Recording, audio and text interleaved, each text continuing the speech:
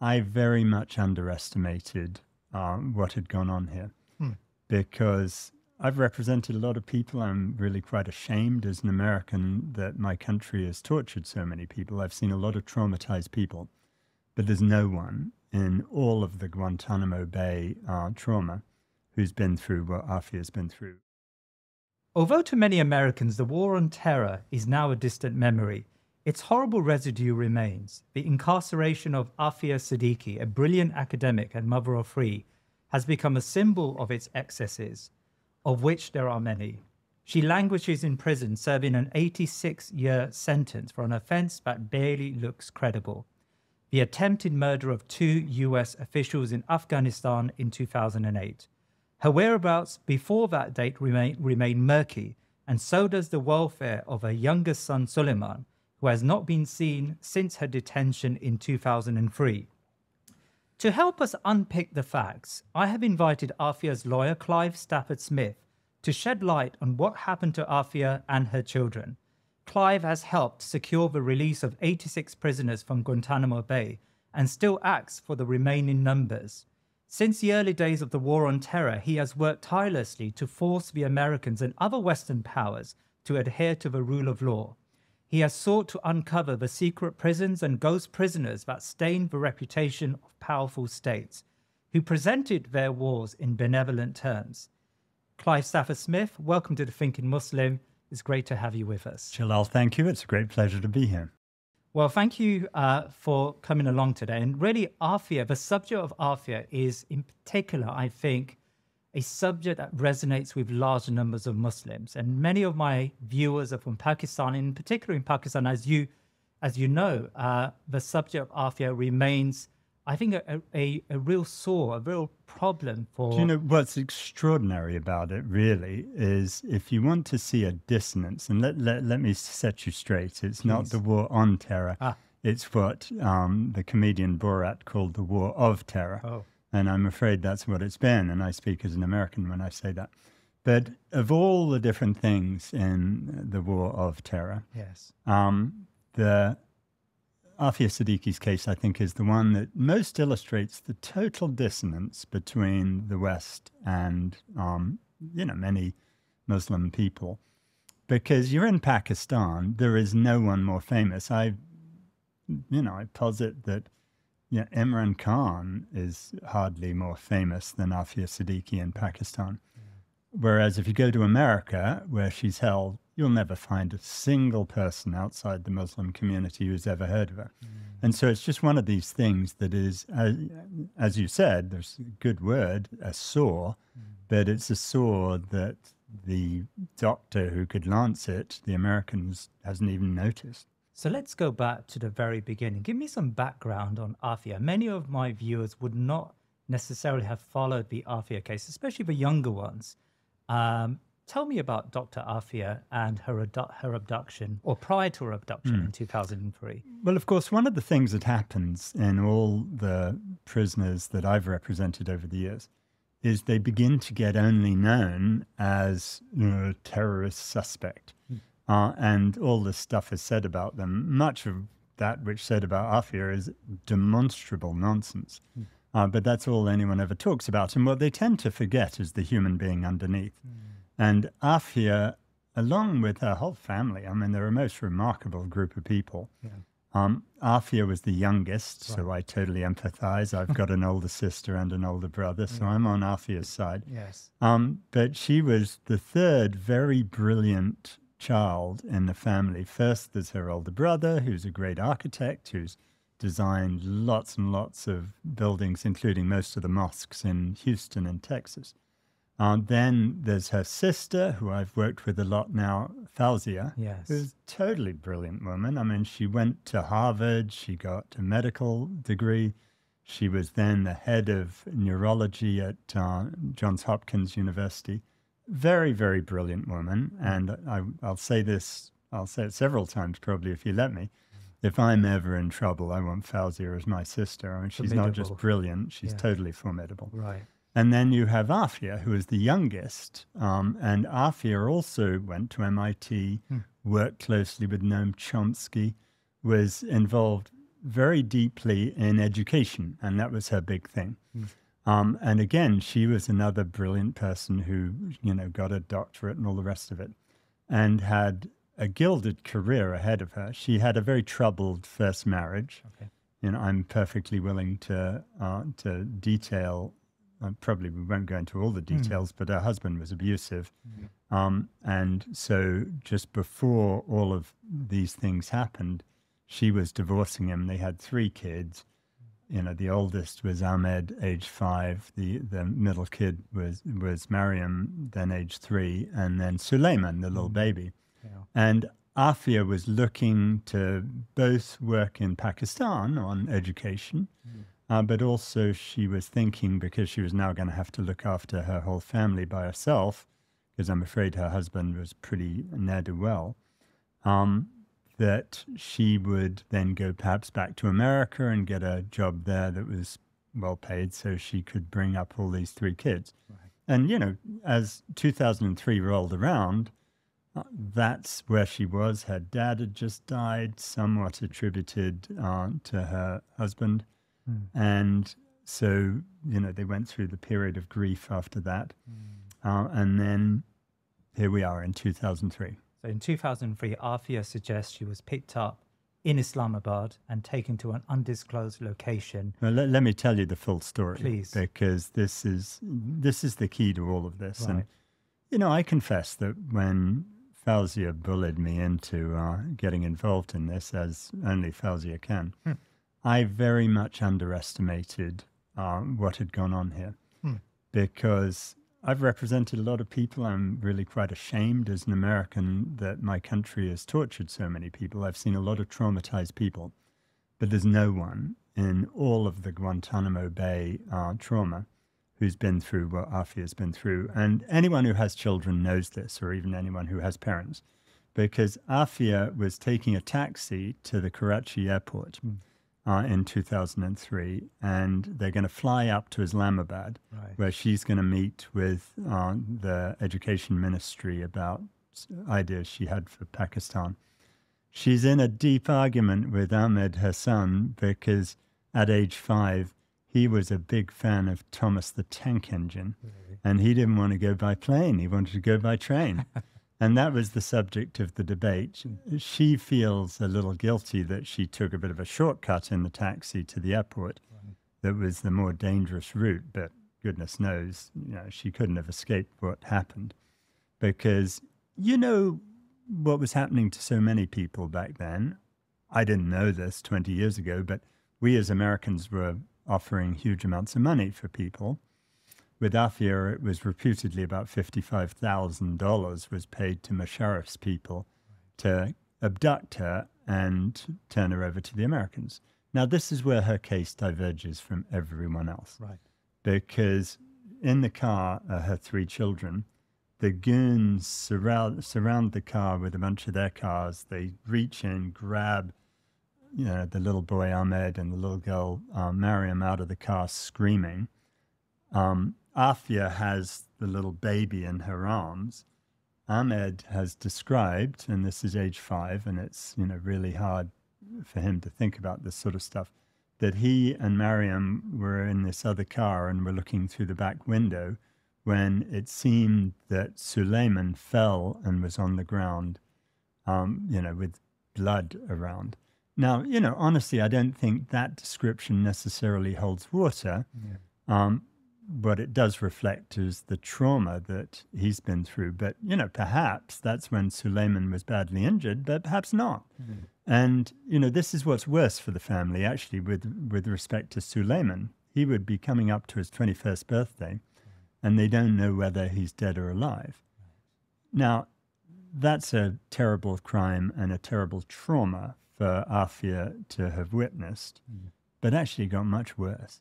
I mean, I cannot fathom what my country, the United States, thought what they were doing, because they took Ahmed, age 5. As you well know, it's 1,000 kilometers from Karachi to Kabul. Yes. They took him to Kabul. They put him in a juvenile prison in Afghanistan as a 5-year-old. They told him his name was no longer Ahmed Siddiqui, it was Ali. And if he ever said it was Siddiqui, they'd kill him. And they left him in this awful prison for 5 years. And he would have been there basically forever, but for Fouzia. Then with Mariam, they take her, little girl, age 3, instead of doing what, if you're going to go around kidnapping people, which is not top of my list of things one should do on a Monday morning, then you give the kids back to their family. You don't do what they did. But instead, they took Mariam again all the way to Afghanistan. They forcibly adopt her into a family of Americans, a guy called Josh and a woman called Natalie, who I really want to talk to.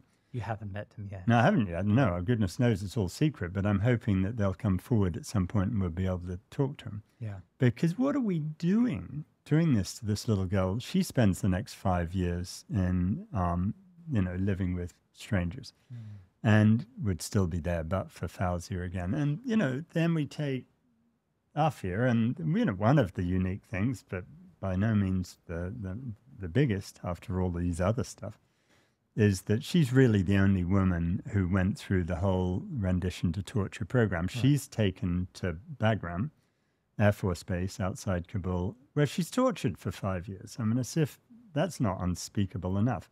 And I first heard about this from Mozambique, who I represented. I was the first person I represented in Gitmo. Right. And Mozam was there in Bagram, and he heard this woman screaming. As we sit here, Mozam is in Bagram.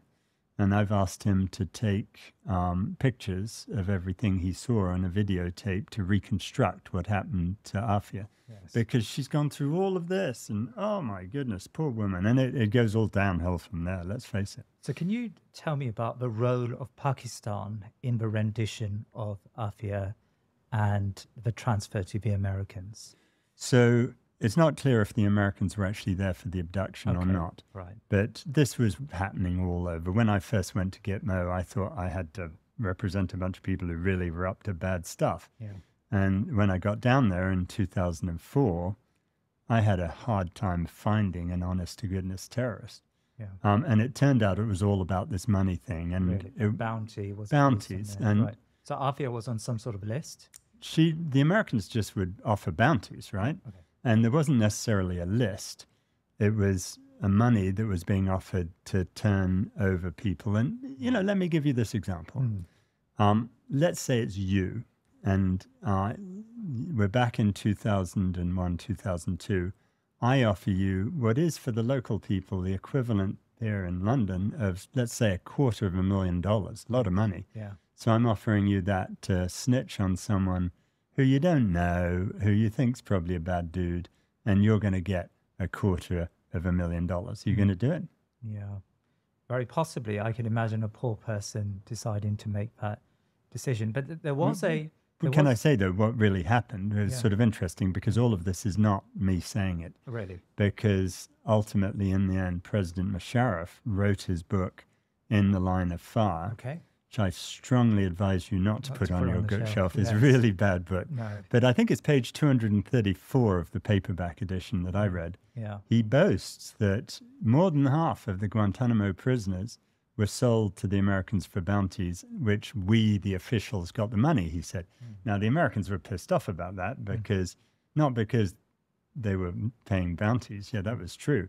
But because actually the money wasn't meant to go to corrupt military officers, it was meant to go to citizens. Yeah. But that's what was happening, and that's what happened to Aafiya. There is a claim by the Americans that between 2003 and 2008, Aafiya was not in prison. She was not held as a ghost prisoner in Bagram, but she actually was moving from house to house in Pakistan and Afghanistan and even Iran. I mean, how do you respond to that claim? I'm sorry to say this on your recording, but we have a legal term for that, and it's total bullshit. Right. Look, we know she was there. We got the records of the prisoners who were in Afghanistan, in Bagram, and we've got all sorts of witnesses to it. And I don't know if the US has ever made an official statement saying she was doing that. Because they just don't, they tend just not to say anything, and then gossip comes out. There's lots of gossip about that. I read a lot about it, yeah. But it's nonsense. Right. And she was in Bagram the whole time, going through pretty unspeakable stuff. And then, do we know what happened to her in Bagram? Well, we know a fair amount of it, and I've talked to her. Yeah. Now, with all of these things, I'm always loath to go into too much detail until I've figured out everything else that we know, because I don't want to re-traumatize this poor woman any more than she is traumatized. But no, we know what went on in Bagram, just as we know what went on in all the other prisons. I've represented scores of people who went through what she went through. And the US government always lies about it. Right. But, I'm telling you, it's a lie. What we did was torture, pure and simple. And what the proof of the pudding is, we let her go, right? So for all this nonsense that they go on about Aafiya, and we can talk about the allegations, I'd love to clear some of them up. I mean, people say she was American. People say she was married to all sorts of Al-Qaeda senior people. It's total nonsense. Right. But one thing that is absolutely clear is that after abusing her for 5 years, they let her go. Now, that doesn't happen if they think she's a bad person. So she was released in 2008, and she finds herself in Ghazni province in Afghanistan. You say she was released because they couldn't find anything on her, but what happens next? Because can I just interrupt that? I hate to do this to you, but I think it's really important in the meantime to understand what happened to the kids, because that sets it in perspective. Sure. So Fouzia, who is the aunt of the kids, is desperate both to find her sister and desperate also to find her two nephews and niece. Yeah. And so she just goes to the ends of the earth on this, and she contacts everyone, the Red Cross and everyone like that. She gives them pictures. Right. And after almost 5 years, someone at the ICRC, the Red Cross, finds someone who seems to look like Ahmed in this prison in Afghanistan. So he's remained in this prison for 5 years. Well, of course, no one knew about that, but yeah.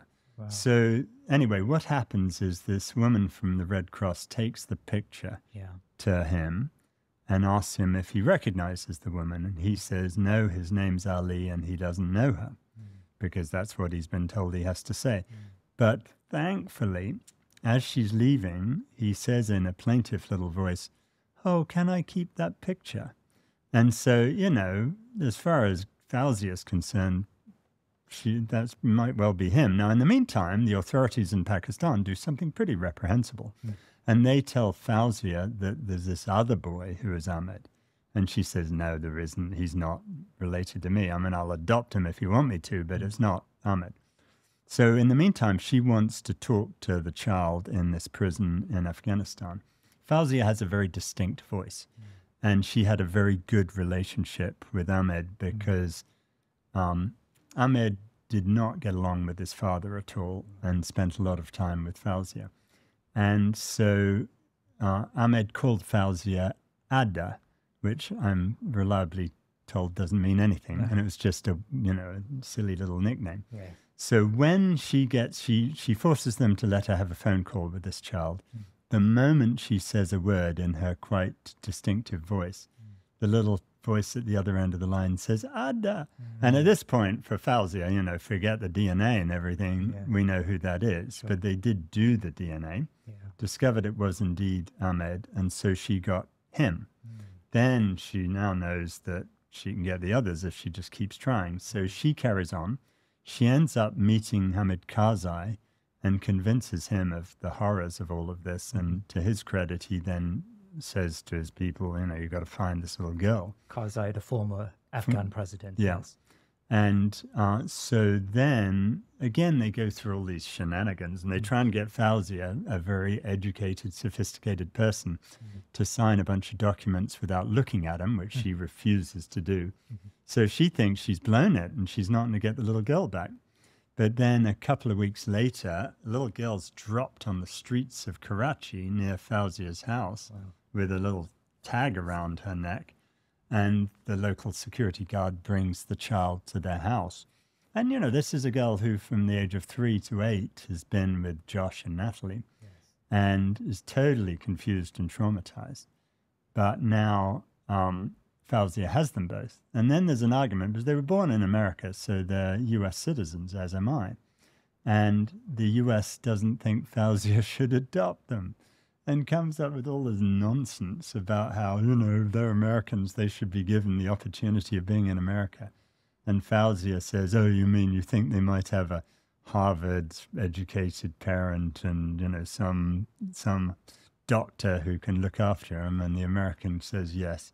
And she says, well, that's me. And, this is just, but I look at that and I think to myself, who was it that thought that it was okay to take two little American children, wrench them to another country, put one of them in prison and make him say he's an Afghan child, and the other in some random family? I mean, who thought that that was something that our government had the right to do? It's just beyond me. And with Suleman? And Suleman, we still haven't found him. And, I was first thinking, well, the kid was killed, that's that. But actually, when I learned about all this other stuff with Ahmed and Mariam, you think, wow, maybe he didn't die and maybe he was adopted into another family. Yeah. He was 6 months old. He wouldn't know who he was. So for all we know, he's in Arkansas or someplace with some American family. So, that is possibly, the whole idea of having disappeared children.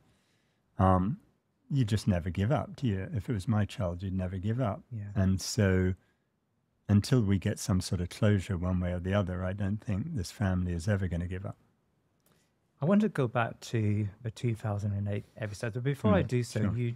you talked about two terms here. You've discussed ghost prisoners and rendition. I mean, I've got a very basic understanding of these, but for our viewers, can you just explain who are these ghost prisoners? How many of them are there? What was the rendition program? And, what were the implications on civil liberties and international law at the time? When Guantánamo first started, right after 9/11, I was in Louisiana doing death penalty defense back then.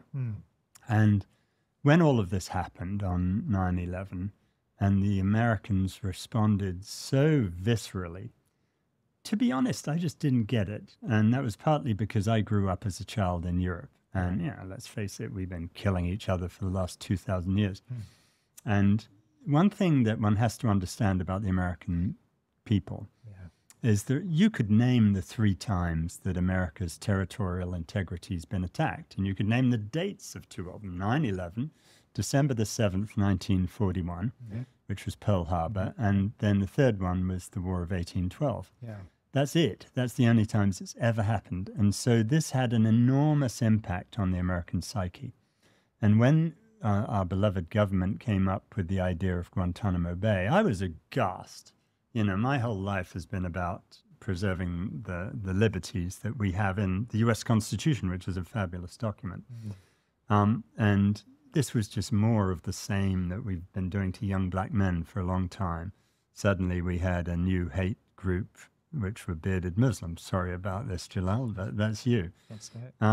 And so what we did was we jettisoned hundreds of years of the development of the rule of law. And we started this rendition program. And rendition is a word, we just make that up. Right. Because there's a perfectly legal way to take people from one country to the other, and that's called extradition. Right. You go through a court system. When you don't go through a court system, it's called kidnapping, and that's a perfectly good word for that. But we started using rendition, still more extraordinary rendition, which is really just kidnapping. Right. And we kept everything secret. And for years and centuries, that's been illegal. You can't go arrest someone and keep them secret and not give them a lawyer and all that stuff. So we took people to secret prisons. Guantánamo Bay in the early days was utterly secret. Right. When I first sued it, which was February the 19th, 2002, no one knew who was in there because they wouldn't tell you. And I genuinely thought there were a bunch of guys captured on the battlefield of Afghanistan. Turned out to be totally untrue. But then with some people who we thought for one reason or another were particularly bad dudes, we took them to a series of secret prisons. And yeah, I'll tell you just briefly the story of Binyam Mohammed, who is from here in London. Yeah. And Binyam, they thought he was behind a nuclear bomb plot. And how's your physics, Jalal? Not very good. No, I think it's good enough to understand what I'm about to say is nonsense. Yeah. He was tortured into saying that he knew how to make a nuclear bomb. Wow. And he said that what you do is you put your uranium in a bucket, you swing it around your head for 45 minutes. That divides uranium-239 from uranium-235. You're getting very technical, yes. Well, I mean, the truth is, I don't know why Iran wants these centrifuges when they can do it in a bucket. Yes. And this was the basis of the nuclear bomb plot. So we were, and I backtracked that when I represented Binyam and discovered it was a spoof article from 1972 that he had seen. Right. And so this is the crazy stuff that came out. But the US was deeply paranoid at that point and would take people to secret prisons. Binyam was taken to a prison in Morocco where they took a razor blade to his genitals every 2 weeks for a year and a half. And then you get all of this total nonsense out of people. And this happened a lot. Now, with Aafiya, and then you have to backtrack to try to work out why did they think this person was such a big deal when he's actually nobody from London. And so with Aafiya, it was interesting. And I just learned something quite interesting about Aafiya, which I didn't know, which is in addition to having people turn folk in with false stories for bounties, with Aafiya, the US had got it in their tiny little minds that Aafiya was somehow a bad person because she had a degree and she could go in and out of America. And, so they thought, oh, maybe she's the next pilot to pilot a plane somewhere. And so they start interrogating people about the folk that they're concerned about.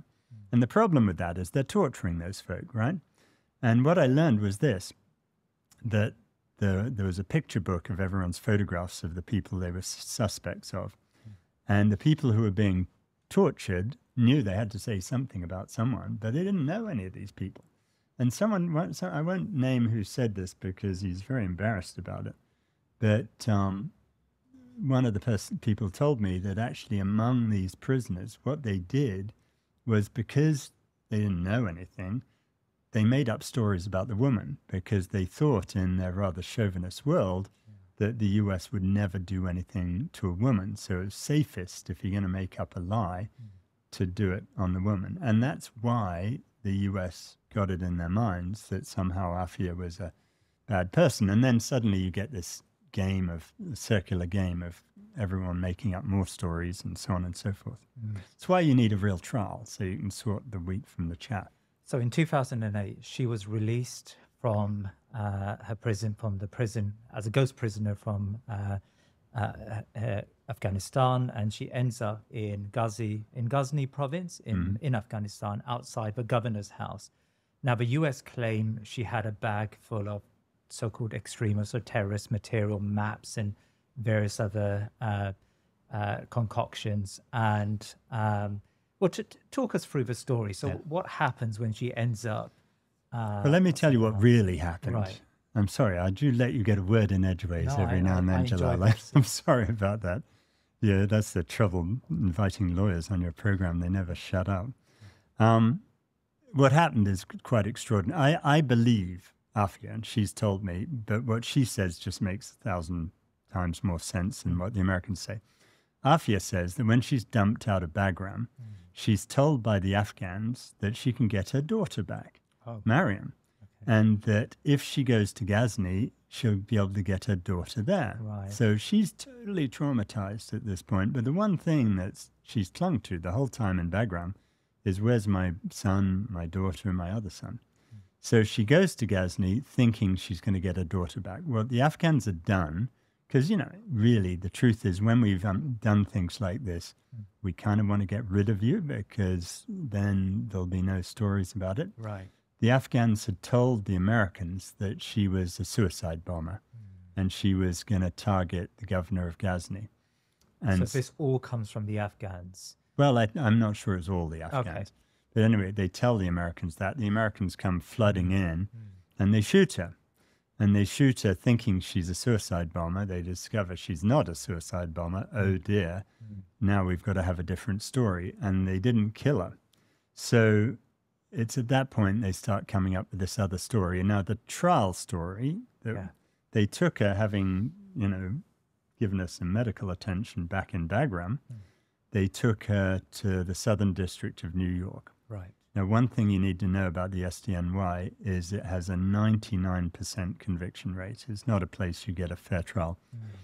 But that's true of most federal courts in America, to be honest. Right. So they took her there, and the story that they told was that she was in American custody, that she'd been in custody for a while, but she wasn't handcuffed. That's a lie. That would never, ever happen. Right. But then a soldier left his rifle on the ground unattended.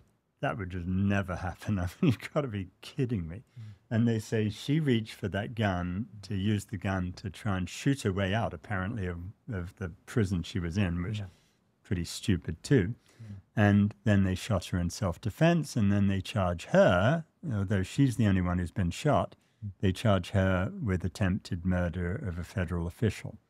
Now, there's just so much wrong with that, quite apart from the facts. I mean, let's pretend for a minute that all of that happened. Right. We're in a war zone. If she really is an evil enemy of America, it's a war. She's not guilty of attempted murder. She's guilty of being in a fight.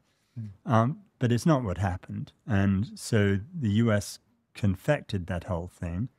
And then she had a profoundly unfair trial. But in the meantime, poor Aafiya was totally traumatized, having just got out of 5 years of torture, having not got her kids back, and having then been shot. This poor woman, it's astounding. She can still string a sentence together. So she stands trial in 2008, 2009 in the United States.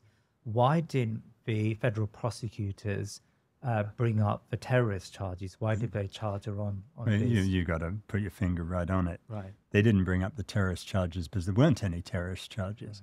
Right. Part of the problem was they didn't want the jurors to know about 5 years of her being disappeared and tortured. Yeah. Now, the moment they say, the first thing is they don't have any evidence that they could possibly use in a court that she was a terrorist. But if they did, that would allow the defense to introduce everything that they did. Now, they managed to keep all of that basically out. Right. So, this bag full of evidence, so-called evidence, has it ever come up? Has it? Oh, look, I've seen certain things. It doesn't show anything. Okay. Again, we're talking, I've been through this 1,000 times with the Guantánamo prisoners. They have all of these different allegations that are just extraordinary. Yeah. But you see them in every case. I mean, this thing, you see what that is? The Casio watch. No, it's not. It's evidence that I am a terrorist. Really? Because I think roughly about a third of the people in Guantánamo Bay were accused of being terrorists, in part because they had Casio watches. Can I see your watch? I don't have a watch. No, well, that's some because I don't want to be accused of being a terrorist. Jalal, perhaps you're not a terrorist. I don't know, but there are lots of other reasons. I suspect you just because you're a bearded Muslim. Yes. This is the sort of crazy stuff. Sorry, the Casio watch, explain that to me. So why? So the US government, someone infantile, decided that Casios were what could best be used to make a bomb. Oh. Apparently so. I don't know if Casio wants to comment on that, but I bought this because when I was representing Binyam Mohammed, he told me that. And I thought, I'm sorry, just as a laugh, I think I'm going to wear one too, because I'm going to go to court on this ridiculous allegation wearing a Casio watch. Well, so she stands trial and she's prosecuted for the attempted murder of 2 FBI agents, and she's found guilty of that. Did she protest her innocence during that trial? Yeah. So explain her state of mind during that trial. Well, I think that's a difficult thing because, and I'm also slightly loath to talk too much about Aafia's traumatized physical and mental state because my father was bipolar and my father was had a very problematic life, and we all know how it undermines the dignity of people to talk too much about what... I don't like the term mental illness. I think it's a bad term.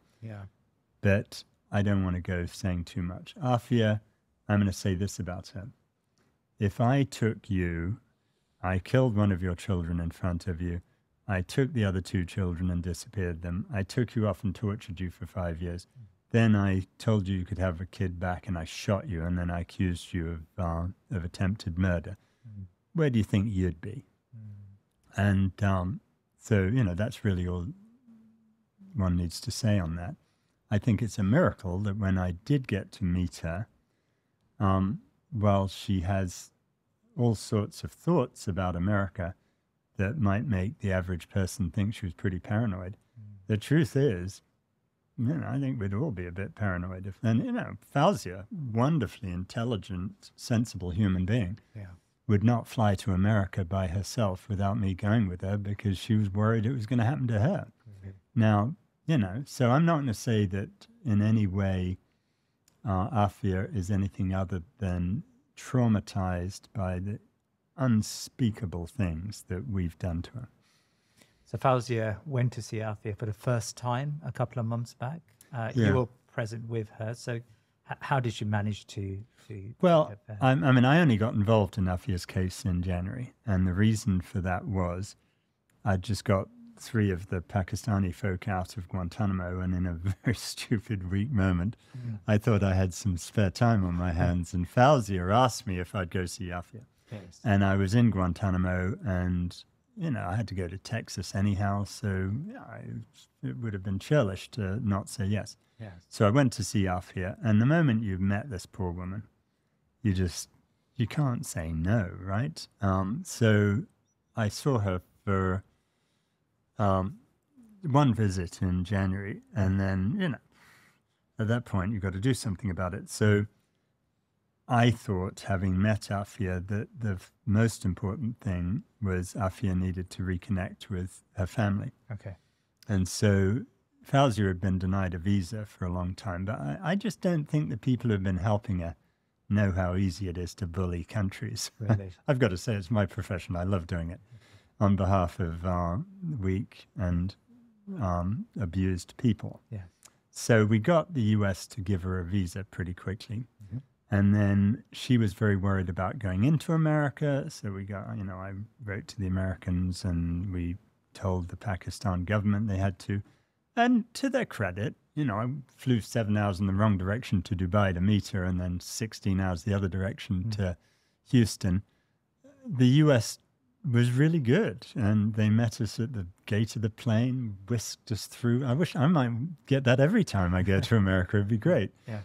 So it was fine. And then we went up to Fort Worth, and I'd arranged for us to go in 3 days in a row. And Senator Mushtaq Ahmed was with us, who's been a very staunch and decent ally on this. Senator from Pakistan, from the Assembly. Oh, right. And so, you know, I took Fouzia in first. And, you know, fabulous to get her in to see Aafiya, but there were some things about them which just illustrates the inhumanity of this. So they wouldn't allow a contact visit. So I asked, and Fouzia asked, can I just hug my sister for the first time in 20 years? No. We've been through all the searches. I mean, there's nothing we were going to do. And this is just mean. You know, the guards were nice, don't get me wrong. They were perfectly professional and they tried to be nice. But this was the rules. And so some of that was deeply unsatisfactory. But at the same time, it was lovely that they were both there. And some of the stuff just made me laugh. You know, the 2 of them, they're sitting there and they're swapping a few stories, and then they start singing these playground ditties.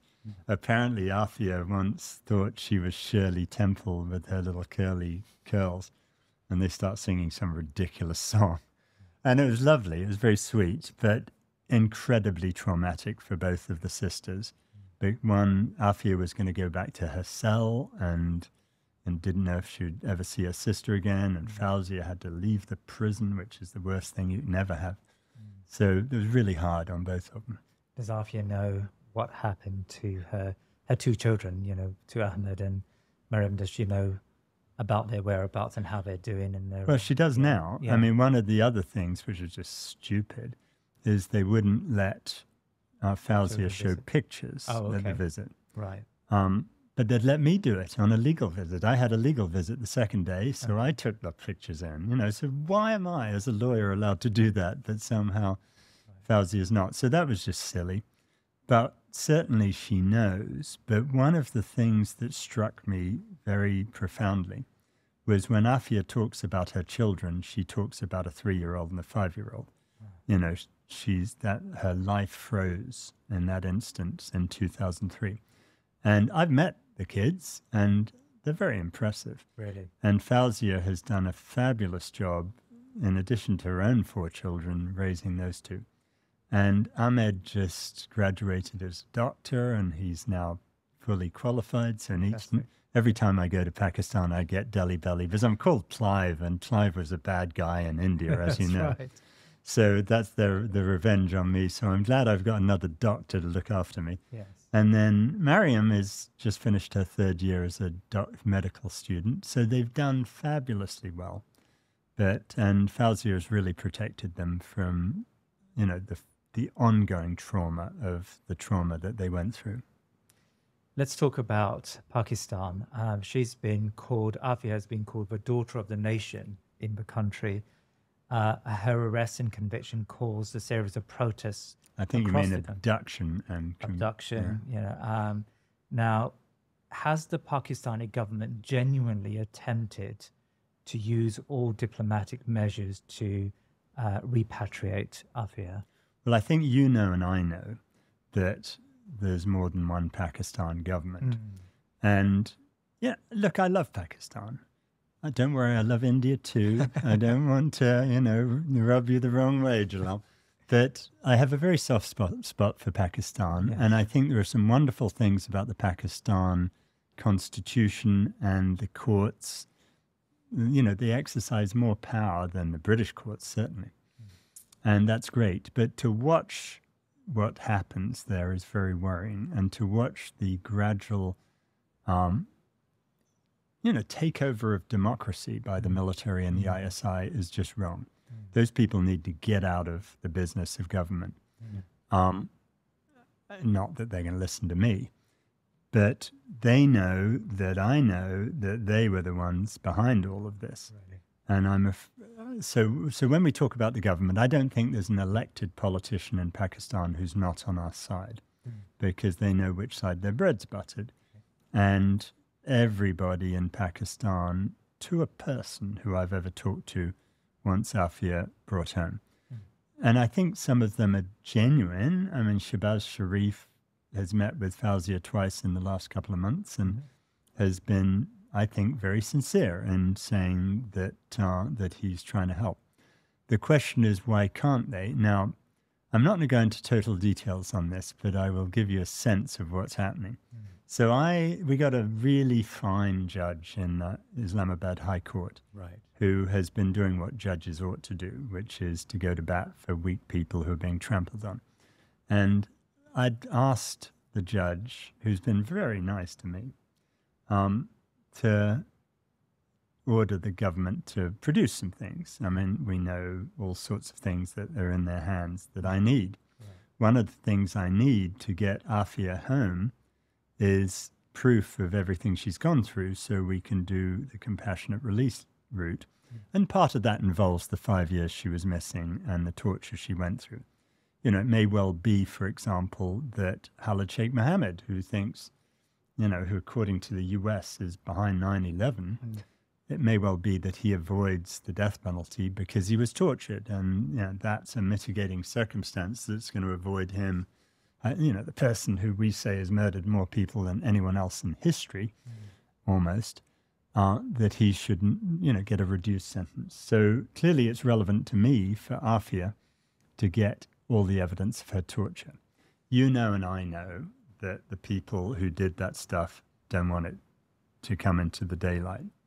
So I think it's going to be that part of the process here is that we have to take a position that the people who committed these criminal offences of unspeakable nature get away with it.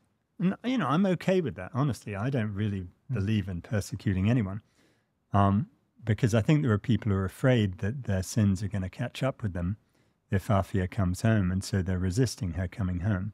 And I think that's the deep state of Pakistan rather than the superficial state. Right. So in a long answer to your question, most people are genuine, but they don't think they really have the power to make the people who do have the power do what's right. Now, I think we do have the power. That's my job. My job is to force anyone who's standing in Aafia's way to get out of the way. And I want to be reasonable about it. I'm not into slapping people about unless they require it. I'm hoping that we can convince all these people that they should just help us do what's right and be done with it. It's always a thought in my mind. Whenever, Aafiya, I've grown up knowing about Aafiya and her condition, and it's really affected not just myself, but Muslims around the world, I think. And everywhere we go, I was in Turkey, and people asking me about Aafiya, thinking that I'm, originally from Pakistan. It's one of those subjects that's very raw and felt by large numbers of Muslims. But we do feel helpless. We feel that apart from hiring lawyers, I know you're not hired and you do this pro bono, but apart from having... We have to, I'm not hired because as an American, it's my duty to set straight the wrongs that my country's done. And you can't go around telling people they have to pay for that. Right. So apart from having, good people like you to advocate on Aafiya's behalf, how can ordinary Pakistanis, Muslims around the world help Aafiya? Jalal, do you consider yourself an ordinary Muslim around the world? Fairly much so, yes. Yeah, well, I've got a podcast, but... You're proving your point. Okay. There is no one out there who doesn't have a talent that can help Aafiya. You're demonstrating it. I didn't honestly come to this because I just love talking to a microphone. I did it because you're going to reach people who can help Aafiya. And there's not a person out there who can't help Aafiya. And so, you take anything. There are people, everyone out there on a most basic and simple level can write to her. Now, they can't write to her at the prison because a useless prison won't let it in, but you can write to me and I'll get it in. All right. Okay. And my email is Clive, CLIVE, at 3, the number 3, dc.org.uk. And now that you've all got it, in the show notes, put it in the show. Yeah. And anyone can write to me. I will take that in on my next legal visit with her. And the thing about that's good is on my first visit, when I told Aafiya that she's a legend in Pakistan, she was visibly shocked. She thought everyone had abandoned her. Really? So having people do the simple act of writing to her is fabulous. But there are lots of other people, other talents. With my Guantánamo clients, I've had people who have been artists, who have worked on the artwork that my clients had from Gitmo. Aafia's a great poet. We can take her poetry and do that. Really? Then, even with Guantánamo, we've got a Guantánamo cookbook coming out. Now, those things reach a lot of people, and you can do those things. You can dedicate it to Aafiya. That not only gives her dignity, but you can maybe raise some funds a bit and help us. We do have lots of costs. We've got to get doctors in to see her. We've got to fly Fouzia around the world on this stuff, and so on and so forth. So, we have a crowdfunder, actually, if you can put that up, if you don't mind. Please, I will, yes. And that way we can raise the funds we need to make things happen. And in the end, we'll get her out of there. And then, some of the great people in America who I've met on this, the Muslim folk, I want to build a network of Muslim Americans who are going to contact their senators so that we can then get to those senators and we can get those senators to get to Biden. And then we can get Biden to help us cut a deal. And the obvious deal is Shahid Afridi, right? Not Shahid Afridi, Shakil Afridi. Shahid Afridi, I think, would play cricket for my team. Yes. Yeah. He actually played against us in Pakistan when I was on a tour down there. So it's not Shahid. Sorry, Shahid. It's Shakil Afridi, because the Americans think Shakil Afridi helped us murder bin Laden. So the Americans would love to swap Aafia for Shakil at this point, I think. Right. Now, there is some resistance in Pakistan to that from certain people. We need to just convince those people not to resist. And then we've got to get to Biden to make that happen. And then we can swap her and send her back to where she needs to be in Karachi. So anyway, everyone can help. I just want everyone who's watching your show to know that you can help. So we've got to keep the issue live. We've got to raise it on our platforms. We've got to make sure that Aafia's name is not forgotten. Writing letters to her on a regular basis would be very welcome. So I will put your email address in the show But notes. also have your kids write poetry in school, have, you know, whatever. But also have, you know, think about the different things that your individual talents are most suited to, because really that's what matters. Right. And if you're good at making a video game, make a video game where you have to go through all these steps to take an innocent Pakistani woman and torture her. You know, because then people like my son, who would be totally into any video game that involved that, will learn what's really happening or whatever. You know, there's no limit to what you can do. Clive, you advocate for prisoners from Guantánamo Bay and elsewhere. I mean, what motivates you to keep the fight going? Well, I don't see any other point to life, frankly. And I know my mother, bless her, who died earlier this year, would look at me very negatively if I didn't. She told me, and look, I'm an old OPWM, as I call me, which means old privileged white male.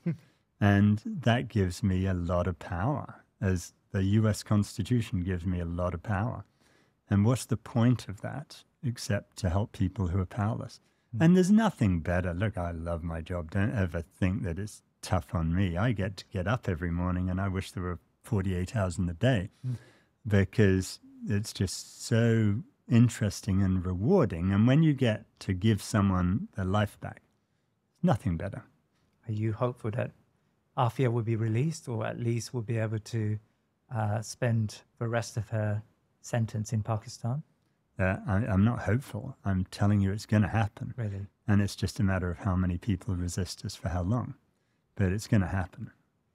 I'm not saying it's easy. It's not going to be easy, because there's a lot of people out there who have a lot of prejudices. Yeah. But yeah, we're gonna make it happen. I wish she was in Guantanamo. It would be much easier if she was in Guantanamo. Really? But at the same time, yeah, we'll get her out.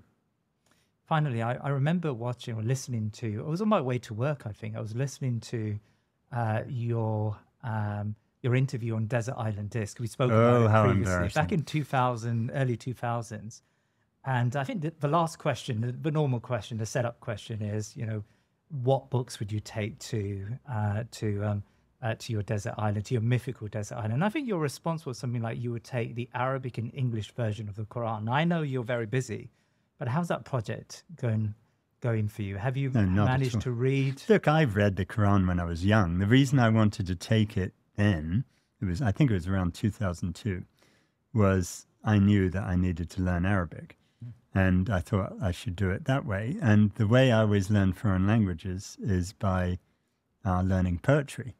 Because then, you know, when I do Nel mezzo del cammin di nostra vita in Italian and that, I may have a dreadful accent, but I sound incredibly erudite and pompous because I'm citing Dante. Yeah. So I thought I would learn Arabic by learning the Quran, and then I'd sound very pompous. But I'm afraid it didn't get very far. I will tell you a story about that. Right after 9/11, I thought, I better go back and read the Quran again. I haven't read that for a long time. And I had a copy.